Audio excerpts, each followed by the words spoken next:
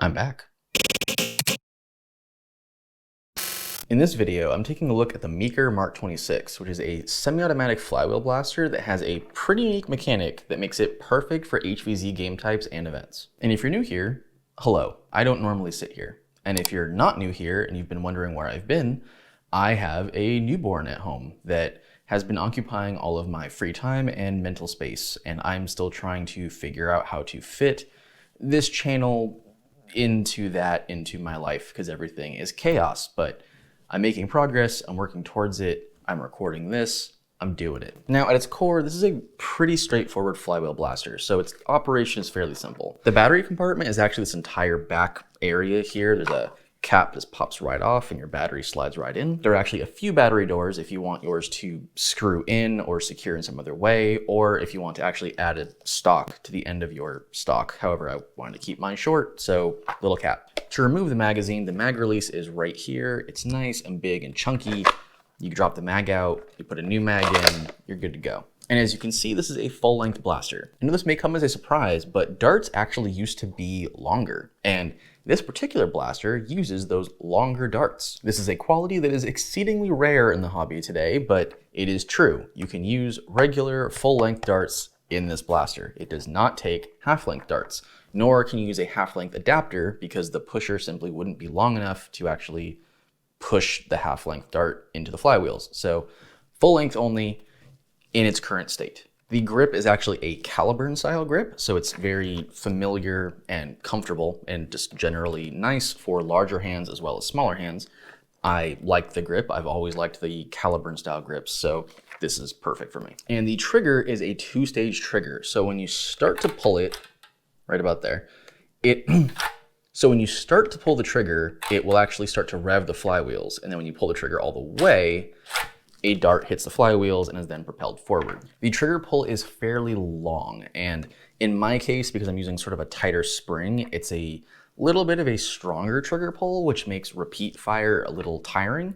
However, that's completely dependent on how your pusher is hooked up. I made mine more difficult to use, but that might not always be the case depending on how you build yours. But what really sets the MK26 apart is this dart door up here. Basically, there's a dart-sized opening in the top of the blaster right above the magwell. So you can just take a dart and just push it right in there, right into the magazine. Don't even need to look. I did it without looking. That's how easy it is to put a dart in there. And this allows you to top off your magazines on the fly without actually having to eject the magazine, although you retain the ability to do that. And I really like this, and I will circle back around to it when I give my personal opinion towards the end of the video. Also, can I just talk about how amazing this looks with the sight? I don't know what it is, but once I put the sight on this blaster, I love it. I love how it looks with the sight. It completes the look. I don't know what the look is, but it completed it. Now, talking performance, there's no real objective way to measure that because this is a completely custom built blaster that uses proprietary cages. So the performance is going to be based on whatever you put into it. It uses full-size flywheels, so you have the full range of performance options. However, the cage only comes in three variants. There's a 41.5 millimeter, a 42.5 millimeter, and a 43.5 millimeter. So depending on the flywheels and motors that you choose and being locked to those three specific motor spacings, you can at least extrapolate that there's a limit to how high performance this blaster can be. You can't drop it down to daybreak levels, so you're probably going to be capped around 160 FPS. Now, as I will state multiple times, I think this blaster is perfect for HVZ, and in HVZ, you don't need super high crush. You're probably just going to be using the 42.5 millimeter, which is what I did, because you're going to want to keep it around 130 FPS, because that is the cap of most HVZ games and events. Now, I get it. You're looking at it, you've never seen this before, you think it's awesome, you think it's cool, you want one. Too bad. Nobody sells them. If you want a MK26, you absolutely need to build it yourself or commission someone to build one for you. There is no shop at present that sells this blaster. Just doesn't exist. The files themselves are $14 on Meaker's Etsy, which I will link to down below. And the license for those files covers unlimited builds and one commercial build. So if you want someone to build one for you, you can just buy one set of files, give them the files, they can print it, build it, send it to you, you're totally kosher, everything's good. Now, if you're printing it yourself, this is an easy print. There's no complicated parts and minimal supports required. It doesn't use a ton of material, and there's only 2 large parts, and these parts will fit on pretty much any bed at all. The only thing that might not fit is this top rail. However, Meaker does have a split version of the rail for smaller printers, so no matter what, you're probably going to be able to print this. Now, aside from the printed parts, it's a flywheel blaster. You will obviously need your wire, flywheels, motors, a single 21 amp micro switch, some elastic or springs, which I will get to, and some screws. The blaster itself actually has a pretty unique way of being constructed. It's hard to tell when it's put together, but these pieces all sort of snapped together, slid into place, and then snapped a cover over the front. And then this rail actually just kind of holds this whole thing forward. So it actually only takes a handful of screws to put this together. However, it will be a little rickety, but there are a bunch of these little holes all throughout the build that you can actually slide pieces of filament into to secure the pieces and keep them from wobbling. So you can build it very quickly and easily, but if you want to be more secure, you can be as secure as you want to be and start shoving pins in everywhere to make it more rigid. So it's a very forgiving print. It's easy to build. There's lots of room inside to run the wires. Some builds can be annoying to wire because the channels are so small and finicky and it's kind of a pain. These channels are huge. There's extra space all over the place. It's super easy to build. But now that the objective information's out of the way, I'm here to tell you that if you can build one of these, you should, because it is neat. As I said in the beginning, there are not a ton of full-size flywheel blasters out there in general. They're sort of a dying breed. And especially with a pistol form factor, which I know a lot of people like, judging by the remixes that everyone makes of every other full-size blaster to minimize it into a pistol somehow. But the real selling point, obviously, is this dart door. Now, I know it might seem like a gimmick. However, I think this dart door is absolutely priceless in 2 situations. The first is during HVZ, as I've mentioned before, because there are a lot of times in Humans vs. Zombies game modes where you might not necessarily have the time to stop and restock and reload and replenish magazines from your dump pouch. You may have started with 8 magazines, but now you're down to the 1 and you're just ejecting it and shoving darts in whenever you have a chance and putting it back in.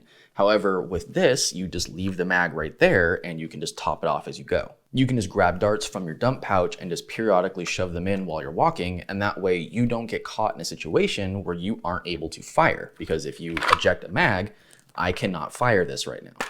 But if I keep a half-loaded mag in here and I'm pushing darts in, I can stop pushing darts in and pull the trigger and immediately take out a threat if something jumps out from behind a bush. You can even reload while you're aiming and while you're shooting at a target if you want to. Those little time-saving things in HVZ matter a lot, because in HVZ, most of the time that you get tagged out is not because you were overwhelmed by zombie players, it's because you were caught off guard or you made a very small mistake that allowed a player to get in close enough to catch you unaware or unable to return fire. But with this, you are always able to return fire. It's short, so you can bring it in close to you if somebody's getting close to you, and it's lightweight, so it's easy to carry around for longer missions. I really think this is a perfect HVZ blaster. The only thing it's missing is that it doesn't have support for mega darts, which matter in a lot of HVZ games. And the rail space is kind of minimal, so mounting a mega launcher on here might be a little difficult. You could use one of those top mounted rail ones here, but I want a sight, so I'm not gonna do that. And the other situation where I think this little dart door is going to come in handy is when you are bringing someone with you to a game. Because when you bring someone to a game and loan them a blaster, it tends to be a lot like when you would invite somebody over to play Nintendo 64 and you would give them the controller that had the stick that was like a little bit weaker than all the others because it was your older controller, and you get the better controller because it's your Nintendo, obviously, and they get the controller that just is kind of whatever. And they don't know any better, so you give them a Night Finder and you go, you have fun, you're good. I'm gonna sit out here with my spec'd out Caliburn, but you go, you do that. But if you give somebody a competitive modified blaster, it might be overwhelming. They might not really know how to reload properly. They might have problems remembering to rev the motors enough. All those kinds of things can lead to jams. Then you're frying your blasters and it's bad. In my experience, magazines are the biggest issue in this situation because people who aren't running, for example, a rig where they can carry magazines on them don't like using magazines because you you shove them in your pocket or something, but it's not ideal and it's always awkward, and then you don't remember how many magazines you have because you're not used to having them.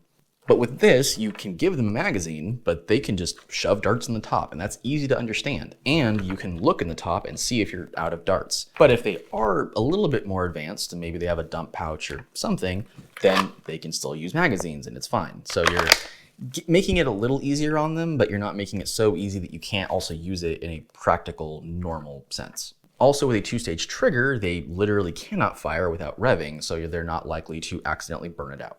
Now, another thing that I like about this blaster is the overall aesthetics and symmetry, and the fact that you never see these. This is a hobby with a lot of blasters. In fact, in recent months, blasters are coming out faster than I have ever seen. But because of the way that popularity works and the meta works, you see the same blasters a lot. I have never seen someone else with this blaster. I've never even seen someone post a picture of this blaster other than me. If I take this to an event, at least one person is going to ask me what the hell this is. And sometimes that's cool. It's cool to just be different and have something that's fun. And if you want something that's different, then make one of these. Except don't all of you make one of these, because then it won't be different, and then, I mean, why even bother? But for all my praise, there are two things I don't particularly like about this blaster. However, they are because of my personal preferences and not because of any actual qualities of the blaster in terms of its usefulness or competitiveness. First off, I don't like filament pins. I don't like designs that use them. I hate them. I don't like sticking filament into things and pulling them out and making sure that the holes are just bored out enough that the filament holds them together well, but not so much that you can't fit the filament in and then they get stuck and you have to get pliers, and I just don't like them. Maybe I'm just bad at doing it, but I don't like them. Whenever there is a filament pin in a design, I almost always will put a piece of music wire in instead, and then put two screws on the outside edges of the holes to kind of hold it in place. Again, nothing wrong with filament pins, I just don't like them. Now, the second thing that I'm not personally a fan of are rubber bands and elastic in blasters. And this is something that has grown increasingly more common in Meaker's later designs because Meaker is a fan of them, but I am not. And again, there's nothing wrong with those things, I just don't like them. I don't like the aesthetics of elastic bands, and I don't like the lower durability of rubber bands. Granted, there are good quality rubber bands you can get that won't break frequently, but still, I just don't like them. I like springs.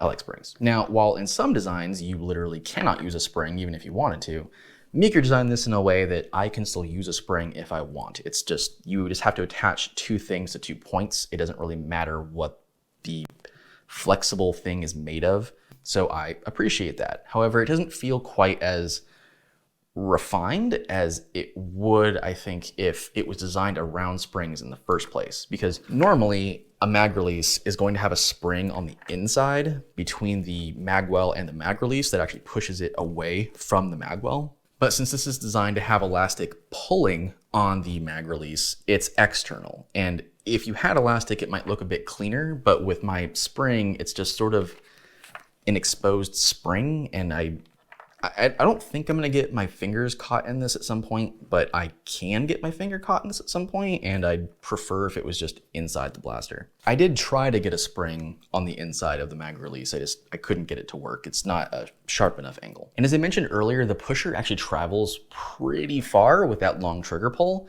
And with my longer spring, it's very crunchy sounding, which again is my fault because I used a spring instead of elastic. But all in all, I really like the blaster, and I would love to see more of these out on the field because I think it's a great design that deserves to be used more than it is, which is basically zero. I would also like to see more blasters incorporate this sort of dart door because as far as I can tell, aside from possibly some structural things depending on the blaster, there's no real drawback to having this sort of setup. And there are a lot of situations where it would be very beneficial to be able to just push darts in the top and not have to reload. So I would like to see more things like this. Meaker actually has a remix of the Griffin called the Appinicus, which basically just adds this to the Griffin. And now that I've played with this more, I might print one of those because I mean, why not? Now, if you have any questions about the Mark 26, please let me know down below and I will get back to you. You can also reach out to me on my Discord, which will be linked down below as well, and you can chat with me about it all you want. I also want to say thank you to Meaker for your contributions to the hobby. I always like your designs. I think they're pretty interesting, and I like that. Plus, you're local, and I have to support you. It's mandatory. And I want to say thank you to everyone who's currently watching this video, because by watching this video, you are supporting me directly or otherwise, and I appreciate that. Thank you. It feels good to be back, but I'm tired of talking because I'm not used to doing this, and it's the middle of the night, so I am tired because when you have a baby, you are always tired. So I will see you all next week, hopefully.